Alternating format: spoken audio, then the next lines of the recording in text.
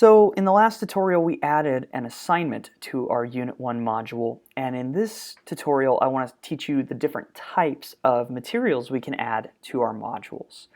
So this again is going to be achieved by clicking on the plus button, and what we're going to do here is we're going to add some content to each of our modules, and I'm going to show you all of the different types of content we can add. Okay, so let's go ahead and we're going to start by adding something else to Unit 1's module. So I've already added a lab report. Let's add a quiz. So again, to do this, we're going to click the plus button here, and then we are going to click on this drop-down menu and choose Quiz. And that's going to bring up a list of quizzes. I can either create a new quiz if I want to, or I can use a quiz that I already have. So I'm going to use a quiz I already have called Example Quiz, and I'm going to go ahead and add that item. And this is an interesting thing you might notice as you begin adding content to your modules. Each of the different types of content has an icon that accompanies it. So this assignment, this lab report assignment, has this little page with an A+ on it, while this quiz has this little circle with a Q in the middle of it. So here I have an assignment, here I have a quiz. And again, as I said before, if I want to reorder these, I can drag and drop either of them to change their order within this module. Okay, so we've added an assignment, we've added a quiz. Let's go ahead and add something else. Let's add a file. So I'm going to click the plus button again, and now I'm going to choose File from my drop-down menu.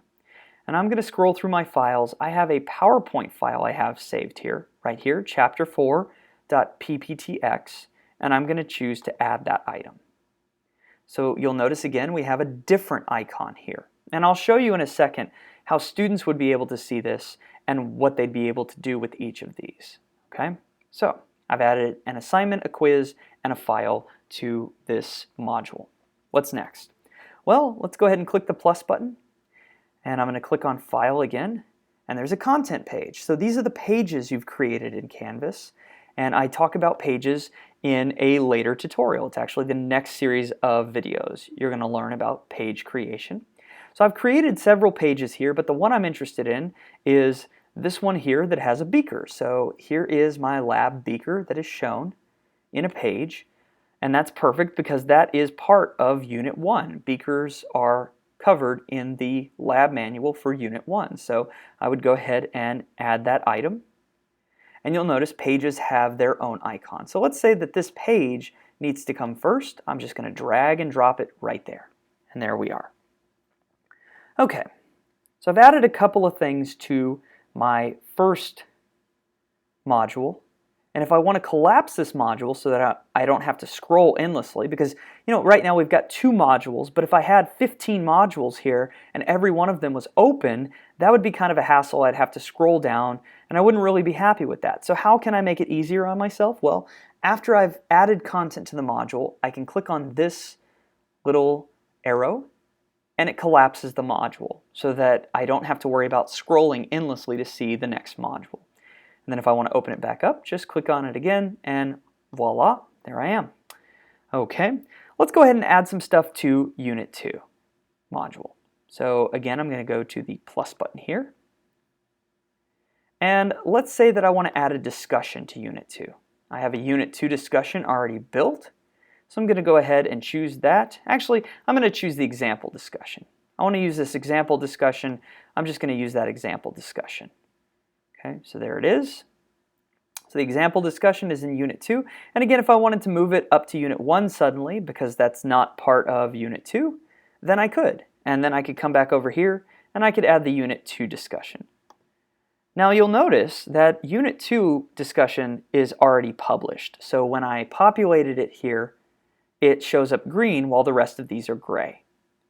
So this module currently is not published, which means if a student accessed my course and I didn't make the discussions tab available to them, if I had moved the discussions to where students couldn't see it, they actually wouldn't even be able to see this published discussion because this module is currently unpublished. Similarly over here, this module is not published and none of the content in it is published, so my students aren't going to be able to see Unit 1's module and they're not going to be able to see any of the content in that module. Okay, so we've added some content so far. Let's go ahead and add something else to Unit 2. I'm I'm going to click the plus here. And now what I want to do is I want to add an external URL. And I'm specifically skipping over text header because I'll talk about that in the next tutorial. So I'm going to click on external URL, and when I do that, it's going to give me this, which is where I put in the URL. So I'm going to call this, I'm going to type in http://www.google.com, and I'm going to say link to Google. Obviously, you wouldn't want to necessarily build this into your courses, but this is just an example. If you find a really cool website, then you can add that website's URL here, and then you would title this with the title of that really cool website. And then here's the cool thing. If you don't want your students to leave their Canvas session when they go to visit this link, you can choose to load this link in a new tab. And then I would just simply click Add Item, and there it is. So now if I were to click on this, for me, it's going to open this up and give me the option to open a link to Google in a new window. So I don't leave Canvas, I'm still in Canvas, and then I can go back to my modules if I want to and continue doing what I'm doing in Canvas. Okay. Next, let's choose that final option, which was external tool. And this is the really cool thing. You can directly link to external tools in your modules. So if I want to link to a YouTube video, I can scroll down here and choose YouTube. I can do the same with TED Ed, so TED Talks based around education. And I can also do it with Khan Academy. So if I want to use Khan Academy or Google Charts, I can link to all of these directly in my module. So let's see what happens with YouTube. When you click on YouTube, it's going to bring up this window. And then I can say, okay, well, my chapter 2 is about, or unit 2 module is about spectrophotometry. So I can search for that in YouTube.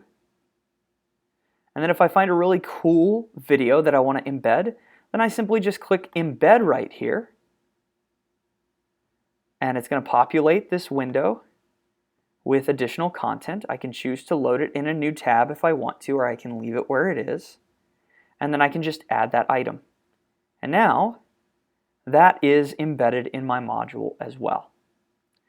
Okay, so now that I've started adding content, I might want to publish these modules. So I can publish this, and that by clicking the cloud for Publish Module, it publishes all the content in that module. So if I want to leave all these unpublished and work on them until I'm ready to go with my module, then I can do that. And now all of those items are published.